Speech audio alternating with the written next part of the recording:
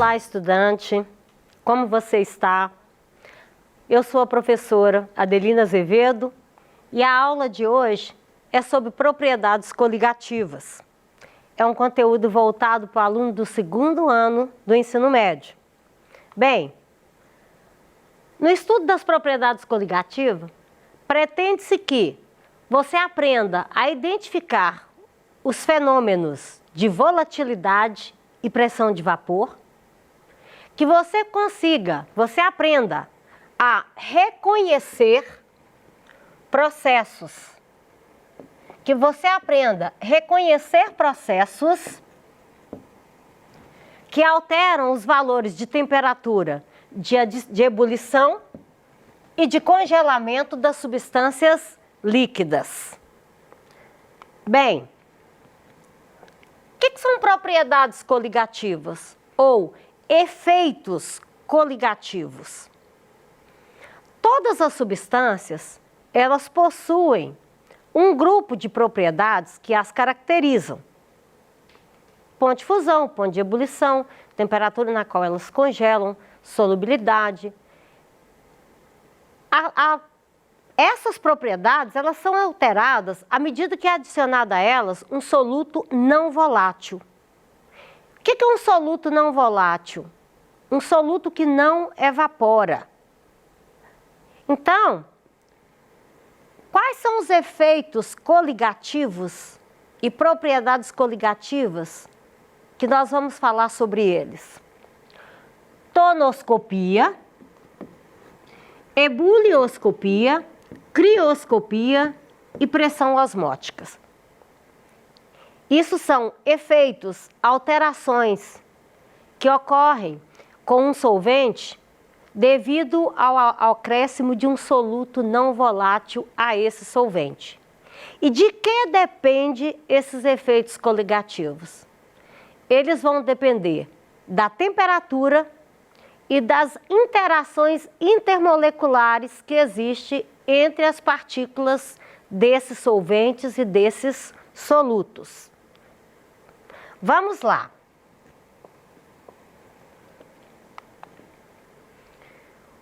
Um dos primeiros efeitos coligativos é a tonoscopia. O que é a tonoscopia? É o abaixamento da pressão de vapor de um solvente. E quando que isso ocorre? E o que é pressão de vapor?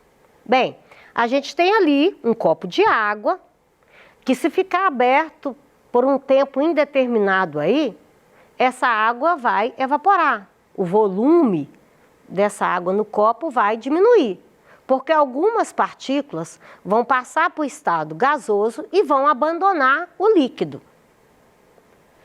Agora, quando você tem um líquido num espaço fechado, tá? Vai acontecer com o passar do tempo também esse desprendimento dessas partículas. Algumas partículas vão passar para o estado gasoso e preencher todo esse espaço aqui. Até chegar um momento que, para cada partícula que passa para o estado gasoso, outra partícula vai passar para o estado líquido. Nesse momento, a gente fala que o sistema está em equilíbrio dinâmico. O que é equilíbrio dinâmico? Está tendo movimentação das partículas. No entanto, aparentemente, o sistema tem equilíbrio, porque para cada partícula que passa para o estado gasoso, outra passa para o estado líquido. Essas partículas no estado gasoso, elas vão exercer uma pressão sobre esse líquido. A isso nós chamamos de pressão máxima de vapor de um líquido. E aí, inicialmente, aquele líquido que evapora, bom, retomando aqui, né? Então, pressão máxima de vapor é a pressão que os vapores de um líquido exercem sobre a sua superfície, quando estão em equilíbrio dinâmico. E o que acontece com esses vapores quando são adicionados a eles solutos. E de que depende essa pressão de vapor? O que influencia nesses valores de pressão de vapor? Substâncias diferentes possuem vapores, pressão de vapor diferente, porque a interação que existe entre as moléculas delas também é diferente. Por exemplo, a interação que ocorre entre as moléculas de éter é diferente do tipo de interação que ocorre entre as moléculas de água. Para quem está lembrando das interações intermoleculares, vai lembrar que aqui é o tipo de ligação, a gente chama, o tipo de força que existe entre as moléculas de água é a ligação do tipo de hidrogênio, que é um tipo de força mais forte. Por outro lado, nas moléculas do éter, a gente tem o dipolo-dipolo. Então, são interações diferentes, o que mostra que eu tenho água e éter. Ambos estão a uma mesma temperatura. No entanto, aqui tem muito mais vapor do que aqui. Isso implica que esse líquido, ele é mais volátil. Portanto, por que o éter é mais volátil? Por que o éter tem maior pressão de vapor a uma mesma temperatura? Porque ele é uma substância mais volátil. Isso nos leva a dizer que substâncias mais voláteis possuem maior pressão de vapor. Qual outro fator que interfere na pressão de vapor, que influencia? A temperatura. Mesmo líquido, temperaturas diferentes, aqui tem mais partículas no estado gasoso do que aqui. Portanto, a pressão aqui vai ser maior. De novo, eu volto no conceito de interação molecular. Se tem mais energia, as moléculas vão estar em maior movimento. Se elas estão em maior movimento, elas vão se desprender com mais facilidade e ter mais molécula no estado gasoso. Então, como a formação dos vapores é um fenômeno endotérmico, um aumento da temperatura vai favorecer a sua formação, aumentando assim a sua pressão máxima de vapores. E aí eu vou voltar no efeito tonoscopia, ou propriedade de tonoscopia. Quando eu tenho um líquido e é adicionado a ele, quando eu tenho um líquido e eu adiciono a esse líquido um soluto não volátil, as moléculas desse soluto vão dificultar a passagem das moléculas do solvente para o estado gasoso. Isso vai diminuir o quê? A pressão de vapor desse solvente. Isso nós chamamos de efeito tonoscópico ou tonoscopia, que é o abaixamento da pressão de vapor de um solvente devido ao acréscimo de um soluto não volátil. Bem, a tonoscopia, ela tem um outro efeito. O abaixamento da pressão de vapor, ele causa um outro efeito, que é o efeito ebulioscópico ou ebulioscopia. O que é ebulioscopia? Veja bem, aqui eu tenho água e aqui eu tenho uma solução de água com glicose. O que aconteceu com a temperatura de ebulição, a partir do momento que foi acrescentado a esse solvente água, a substância glicose? Olha aqui nós temos a temperatura da água, temperatura de ebulição da água, temperatura na qual ela começa a ferver. Ao ser adicionado glicose a esse solvente, ele vai diminuir a sua pressão de vapor. Ao diminuir a sua pressão de vapor, ele vai o quê? Aumentar a temperatura de ebulição. Isso nós chamamos de efeito ebulioscópico ou ebulioscopia.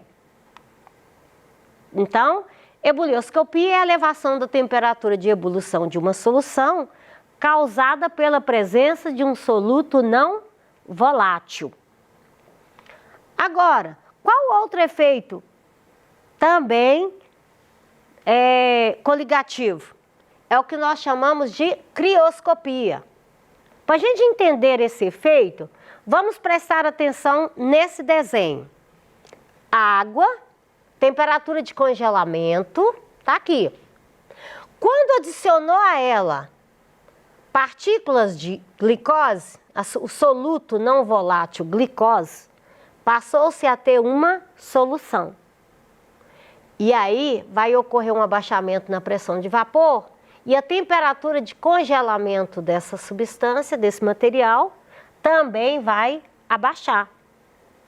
Isso a gente chama de efeito crioscópico ou crioscopia. Portanto, crioscopia é o efeito da diminuição da temperatura de congelamento de uma solução provocada pela adição de soluto não volátil.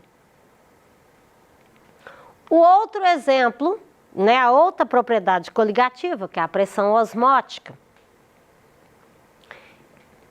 ela está relacionada com a osmose. Vamos prestar atenção no desenho. Aqui eu tenho uma solução diluída. O que é uma solução diluída? Uma solução que tem uma quantidade de soluto, de partículas de soluto, bem menor do que a solução concentrada.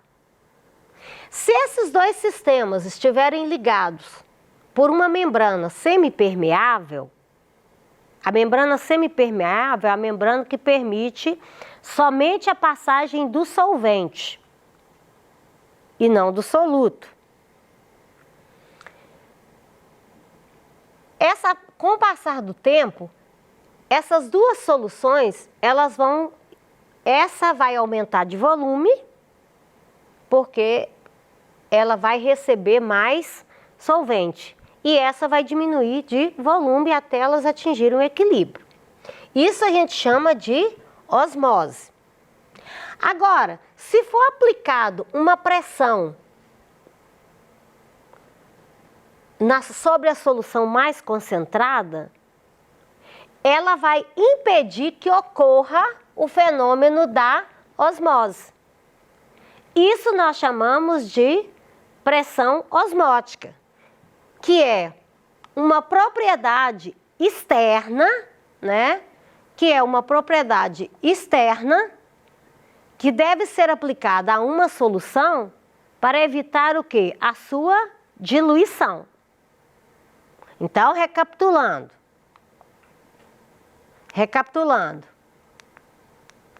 Aqui a gente tem a osmose. Fluxo do solvente do meio mais diluído para o mais concentrado. Vocês estudam muito isso em biologia. Para impedir que esse fenômeno da osmose ocorra, é necessário que seja aplicado uma pressão externa no sistema.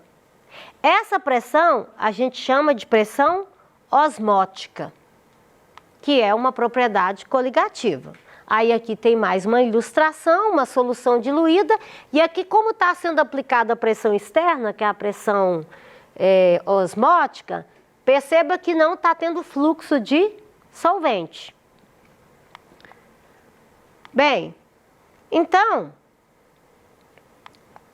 vamos a essa questão aqui, só para ver se vocês entenderam mesmo o que são propriedades coligativas, O estudo das propriedades coligativas, elas explicam o comportamento de alguns materiais e de algumas substâncias. Por exemplo, elas vai conseguir explicar por que uma porção de arroz demora mais tempo para cozinhar em locais de altitudes elevadas, mesmo que a água esteja fervendo. Então vamos pensar. Lugar mais elevado, mesma quantidade de calor, no entanto, você vai ter o arroz demorando mais para cozinhar do que no lugar mais baixo. Pensou? Então vamos lá. Porque a água no lugar mais alto, de maior altitude, ela vai ferver a uma temperatura inferior a 100 graus. Porque a pressão atmosférica do lugar é menor. À medida que aumenta a altitude, vai diminuir a pressão de vapor. Então, portanto, o cozimento ele vai ser mais lento, apesar da água estar fervendo.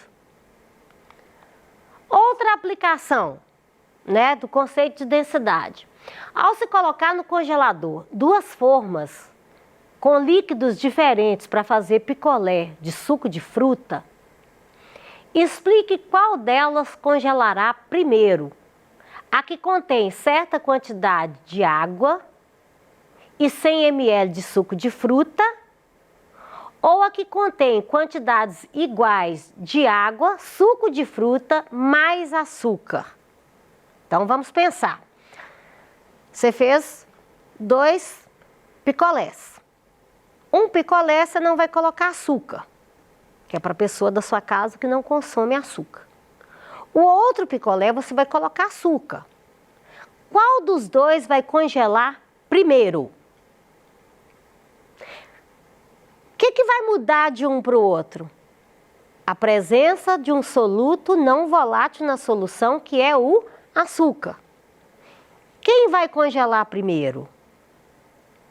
Pensou? Então vamos lá. Aqui contém apenas água e suco. Por quê? A adição de um soluto não volátil, ou seja, a adição do açúcar, vai provocar o efeito tonoscópico e crioscópico. Vai provocar o quê? A crioscopia, que é a propriedade coligativa que a gente falou antes. Outro exemplo.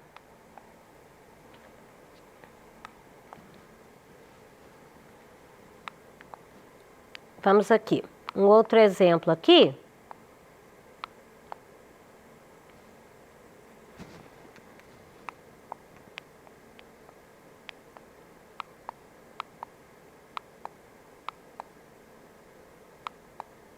Outro exemplo, a salga da carne serve para conservá-la, desidratar o alimento. Explique como ocorre esse processo.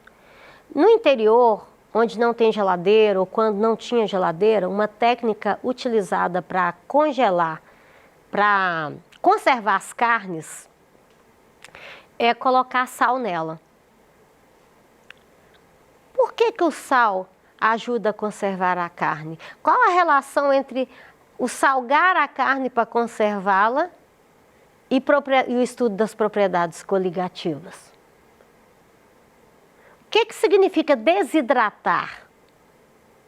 Desidratar não é perder água? Por que ao colocar o sal sobre a carne vai perder água? Pensou? Então, nesse caso, vai ocorrer uma perda de água das células da carne através do processo de osmose, por isso vai haver uma desidratação da carne. Havendo uma desidratação da carne, ela vai demorar mais tempo para perder, para começar o processo de putrefação. Agora, mais um último exemplo aqui, ó. Explique o que acontece com uma folha de alface se ao colocarmos em contato com um molho de salada preparado com sal e vinagre e a outra folha de alface colocada em água pura e fresca. Uma salada é temperada, a outra não é temperada. O que vai acontecer com a salada que foi temperada, com a folha de alface da salada temperada e a outra folha de alface? Isso está relacionado com qual propriedade coligativa e com qual fenômeno? Pensou aí? Bom, a folha de alface que é colocada em contato com sal e vinagre, ela vai murchar, porque ela vai perder água para a solução. Enquanto que a colocada só em água pura, ela vai permanecer mais vistosa por mais tempo. Isso tudo devido ao processo de osmose. Portanto, fica a dica, salada de folhas, não vai consumir toda de uma vez? Não tempere ela toda, tempere no prato. Bem, encerramos por aqui. Tem algumas outras questões aqui que você pode estudar depois com seu professor. Tem o resumo do que nós falamos. Também vai ficar disponível para você no slide.